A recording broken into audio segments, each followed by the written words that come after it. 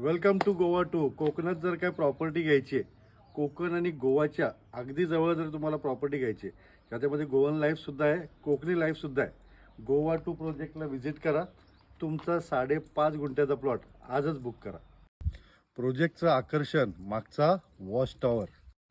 प्रोजेक्टवर आल्यानंतर तुमची राहण्याची देखील सोय केलेली आहे, ते देखील सुंदर असे वुडन कॉटेजेस. 10,000 स्क्वेअर फूटचं रेस्टॉरंट देखील प्रोजेक्टवरती केलेलं आहे.